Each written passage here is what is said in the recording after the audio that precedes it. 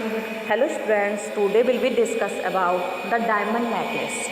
Okay, the diamond necklace के writer हैं गाय day मोपासेंट।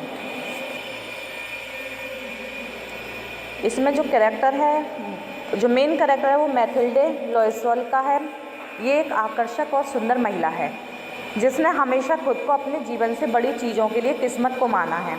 ये महसूस करती है कि वह जीवन की विलासिता की हकदार है और अभी तक उन व्यंजनों को वहन करने में असमर्थ है जिसके कारण उसे ईर्ष्या और लालसा की निरंतर भावनाओं का सामना करना पड़ता है। सार्वजनिक शिक्षा मंत्रालय में काम करने वाले एक क्लर्क से शादी करने के बाद मैथिल्डे औसत दर्जे के जीवन में बस जाती है। महिलाओं को उसे ईर्ष्या करने की लालसा और पुरुषों को उसका पीछा करने के लिए इन इच्छाओं को पूरा न करते हुए मैथिल्डे अपने धनी मित्र मैडम फॉरेस्टियर एक पूर्व सहपाठी से भी बचना शुरू कर देती है, क्योंकि अपने मित्र के समृद्ध घर से लौटने पर मैथिल्डे को और भी अधिक पीड़ा होती है जब वह मामूली निवास पर लौटती है। Mathilde Loisel, the protagonist of the theory, Mathilde has been blessed with physical beauty but not with the affluent lifestyle she yearns for, and she feels deeply discontented with her lot in life. When she prepares to attend a fancy party, she borrows a diamond necklace from her friend Madame Forestier, then loses the necklace and must work for 10 years to pay off a replacement. Her one night of radiance cost her and Monsieur Loisel any chance for future happiness. इसमें जो madam Forestier का character है, Mathilde's wealthy friend, ये Mathilde की friend होती है। Madame Forestier treats Mathilde kindly but Mathilde is bitterly jealous of Madame Forestier's wealth and the kindness pains her. Madame Forestier lends Mathilde the necklace for the party and does not inspect it when Mathilde returns it. She is horrified to realize that Mathilde has wasted her life trying to pay for a replacement necklace when the original necklace had actually been worth nothing. एक शाम Mathilde का पति अपनी पत्नी के लिए खुशी की खबर लेकर आता है कि दंपति को मंत्रालय के महल में एक भव्य महल और उत्सव के लिए आमंत्रित किया गया है और महाशय लोइसेल के लिए निमंत्रण खरीदना मुश्किल हो गया है। फिर भी प्रसन्नता के बजाय आमंत्रण प्राप्त करने की अपेक्षा करता है। उसकी जो पत्नी होती है वो तिरस्कार के साथ जवाब देती है। उसे बताती है कि एक उचित पोशाक के बिना वह नहीं जा सकती। उसे आराम देने की कोशिश करते हुए महाशय लोइसेल पूछते हैं कि एक साधारण पोशाक की कीमत कितनी हो सकती है और मैथिल्डे का अनुमान है इस तरह की पोशाक की कीमत लगभग 400 फ्रैंक होगी।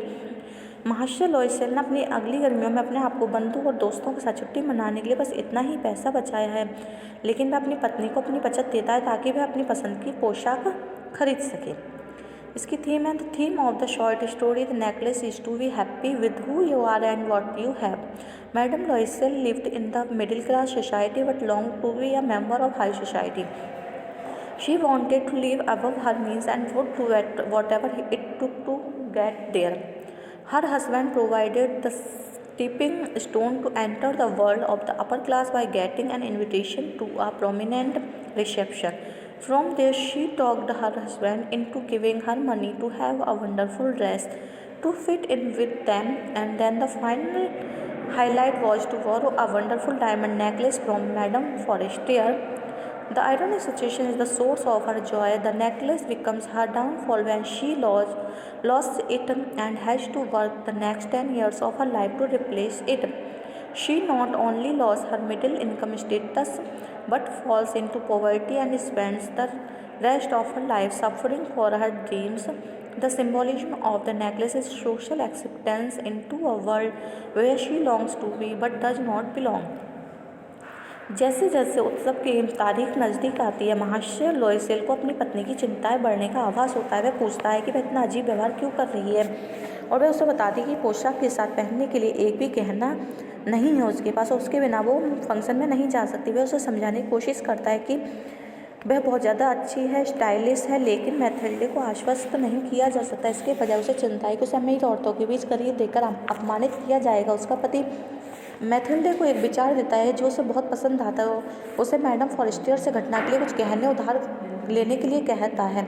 मैडम फॉरेस्टी अपने संग्रह में मैथिल्डे को मोती के हार से लेकर कीमती पत्थरों और प्रशंसनीय कारीगरों के कई टुकड़े दिखाए, लेकिन मैथिल्डे की रुचि को पकड़ने के लिए कुछ भी आश्चर्यजनक नहीं लगा। वह अपने दोस्त से पूछती है कि उसके पास और गहने हैं और मैडम फॉरेस्टी हीरो का एक शानदार हार बताती है। मैथिल्डे ने कांपते हाथों से उसे अपनी गर्दन के चारों ओर रखती है। खुद को देखते ही वह उस आनंद में खो जाती है। वह अपने खजाने के साथ उसके दोस्त और फ्लीट चूम लेती है। जब बॉल आती है, मैथिल्डे लोइसेल इतनी ही दीप्तिमान होती है जितनी उसने उसे कभी सपना देखा था। वह सुरुचिपूर्ण शालीन मुस्कुराती हुई आनंद से पागल है। पुरुष उसे जानना चाहते हैं और उससे मिलवाने की भीख मांगते हैं। कैबिनेट के अटैची उसके साथ चलना चाहते हैं और मंत्री खुद उसके बारे में टिप्पणी करते हैं। मैथिल्डे सुबह 4 बजे तक नृत्य करते हुए कमरे का ध्यान आकर्षित करने की खुशी में नशे में बना देती है, जैसे वह हमेशा चाहती है। अंत में घर लौटने का समय और मैथिल्डे अपने पति को कमरे में सोता हुआ पाती है। जब महाशय लोइसेल ठंड में प्रवेश करने से पहले अपनी पत्नी को सामान्य जीवन के मामूली आवरण में लपेटते हैं, तो मैथिल्डे फिर से अपने सापेक्ष गरीबी के दर्द को महिलाओं की तुलना में महसूस करती है जो महंगी फर में लिपटे हुए हैं क्योंकि वे जाने के लिए तैयार हैं। Pretty Mathilde Loisel aspires to the wealth and prestige of the upper classes and is frustrated by her lower middle class husband and plain surroundings. Her husband fingers an invitation to one of the wealthy parties Mathilde longs to attend, and when Mathilde refuses, saying she has nothing to wear, he helps her purchase an expensive dress. Mathilde is again frustrated by her lack of jewelry. She borrows an extravagant diamond necklace from her friend Madame Forestier.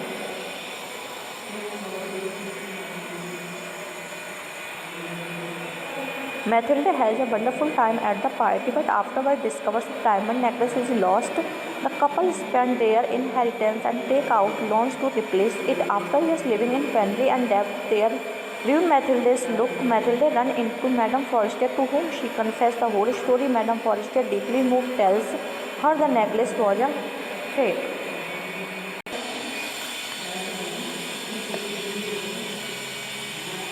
छानबीन से बचने के लिए बेताब Mathilde कमरे से बाहर और सड़क के नीचे भागते हुए भाग जाता है। दंपति को गाड़ी नहीं मिल रही और घर पहुंचने में कुछ समय लगता है। जब मैथिल्डे अपनी सुंदरता की सराहना करने के लिए अंतिम बार अपने दर्पण के सामने खड़ी होती है तो उसे पता चलता है कि उसने जो हीरे का हार उधार लिया है वह गायब है। घबराई हुई अपने पति से कहती है, जो सवालों की एक उन्मादी श्रृंखला शुरू करता है, वह इसे कहाँ खो सकती थी। महाशय लोइसेल अपने कदम पीछे हटने के लिए निकल जाते हैं, लेकिन 7 बजे खाली हाथ लौटते हैं। वे पुलिस और अखबार के कार्यालयों का दौरा करते हैं और इनाम की पेशकश करते हैं, लेकिन कोई सुराग नहीं मिलता। अंत में वह अपनी पत्नी को मैडम फॉरेस्टी लिखने के लिए कहता है और दावा करता है कि हार टूट गया और वे इसे वापस करने से पहले इसे ठीक कर देंगे। मैथिल्डे जैसा निर्देश दिया गया है और लोइसेल हार की एक सटीक प्रति खोजने का प्रयास करते हैं। काफ़ी खोजबीन के बाद पता चलता है कि वो जो मानते हैं वो एक सटीक मेल है और इसके लिए उन्हें 36,000 फ्रैंक खर्च करने होंगे।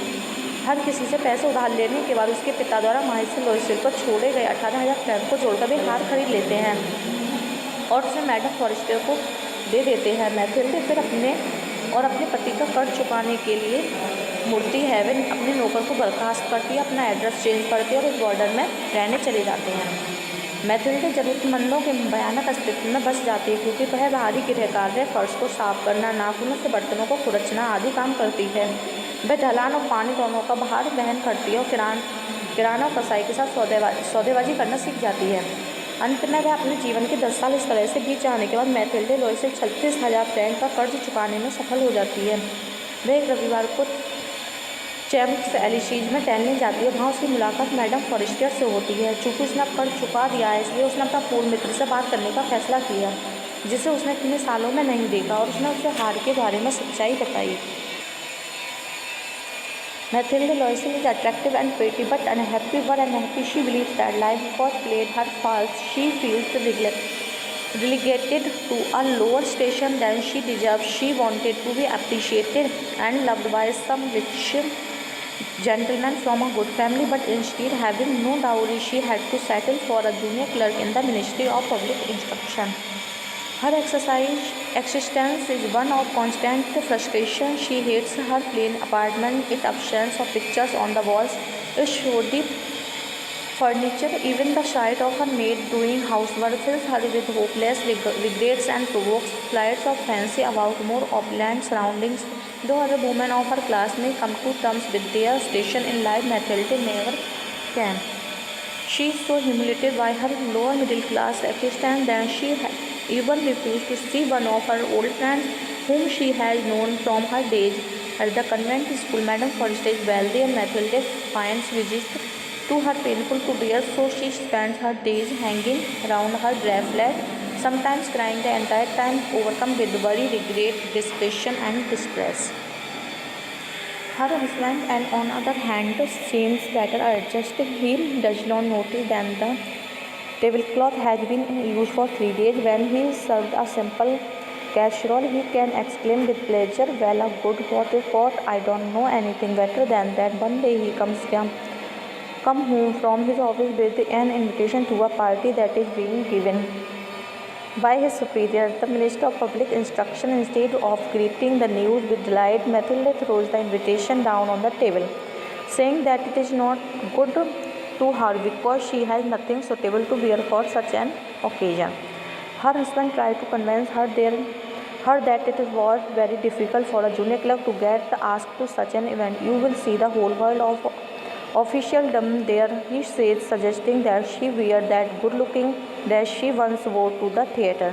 She refuses and tells him to give the invitation to a colleague whose life is better turned out than she. Once Loisel tries another tack. He asks her how much it would cost to get a proper dress. She thinks it over, trying to estimate when it Pinchpenny like him would be willing to spend. She decides on the sum of 400 francs. That, as it happens, is exactly the amount that he has put away to buy himself a gun, so he could join some friends who go Sunday lark shooting on the Nanterre flatlands. He is not happy to follow his pleasure but agrees. Madam Forester को शुरू में पता नहीं था कि Mathilde कौन है। जब उसने मैथिल्डे की पहचान का एहसास होता तो मैडम फॉरेस्टर रोती है। मैथिल्डा बताती है कि उन्हें मैडम फॉरेस्टर के मूल हीरे के हार के नुकसान के लिए लिए गए ऋणों का भुगतान करने के लिए 10 साल का कठिन श्रम करना पड़ा, लेकिन उन्हें राहत मिली कि आखिरकार ये समाप्त हो गया। ये इस बिंदु पर है कि दर्दनाक झटका दिया गया। मैडम फॉरेस्टर मैथिल्डे का हाथ अपने हाथ में लेते हुए बताते हैं कि हार पेस्ट था जिसकी कीमत अधिकतम 500 फ्रैंक थी। Madame Forrester is deeply touched. Take both of her friends' husbands. She says, "Oh, my poor Mathilde, but mine was a fake. It was worth no more than 500 francs." Okay, that's it. Thank you for watching.